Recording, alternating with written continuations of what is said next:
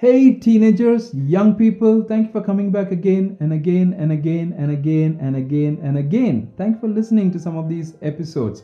As I said before, feel free to pass these episodes to any of your friends. If they need some help, it'll be great. The next 3 weeks, the 3 episodes that we're going to talk about is going to be very crucial in your journey.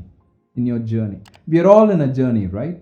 We are all moving towards some of our goals and ambitions. Now, in that journey, there are 3 bridges that's going to come for you to cross. There are going to be 3 bridges.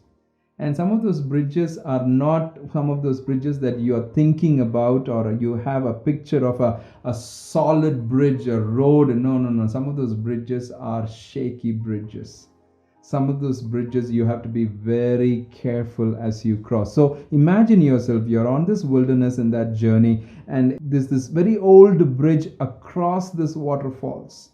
And the bridge will hold you. There are many people who cross, but it's absolutely dangerous. You have to be very careful to hold on to those 3 ropes, right? One rope down, there are 2 ropes on the side. You can't just leave, you have to cross. As I'm saying that, I'm reminded of one of those places when one of my journeys, when I was very young in one part of India, I had to cross a bridge across a raging river. And all that I had was these 3 metal ropes that the army had put, and I had to hold on to actually cross that. The first bridge that you have to cross is the bridge of conviction. It's going to be very important. What is your conviction about certain things? What's your conviction about things that are happening? What is your conviction about things that is not happening in your life? What's your conviction about some of your friends who are doing certain things? What's that place of conviction?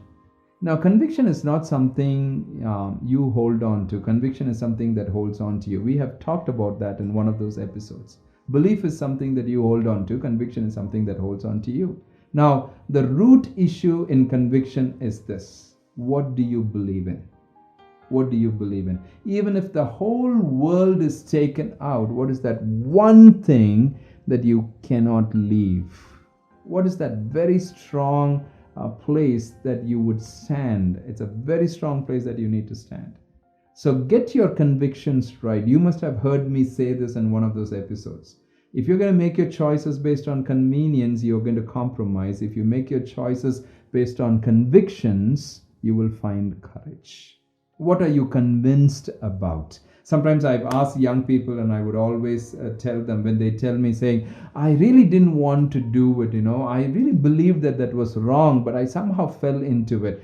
I would just say, it's not about the belief. Are you convinced that particular thing that you fell into it's wrong and you should not do it? It will damage your body, it will damage your own life, and you will be derailed. Do you believe it, not believe it? Are you convinced about it? Is that your conviction that this is wrong and I will not get to that place?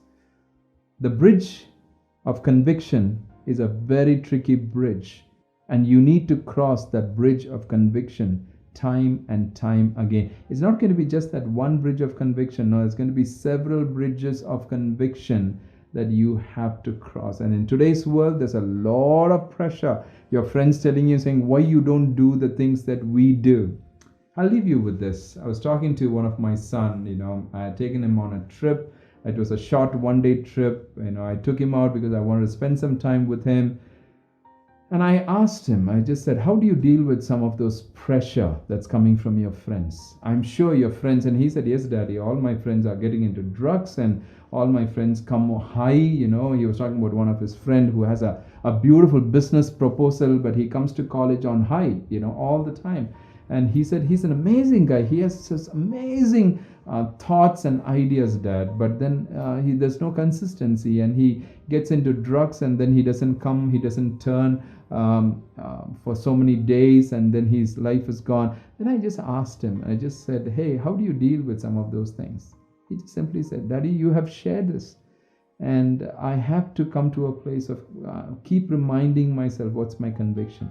I see that issue that's happening, it might hit me. What's my conviction? I see that thing happening with my friends. They might come and ask me this question. What's my conviction? How am I going to respond? You need to learn to respond out of conviction, not out of that place of that cowardly fear. No, no, no, no.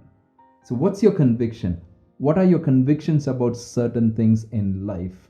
Now, conviction that needs to be very strong, that's grounded in the principles of the Word of God and God of the Word, grounded in the timeless principles.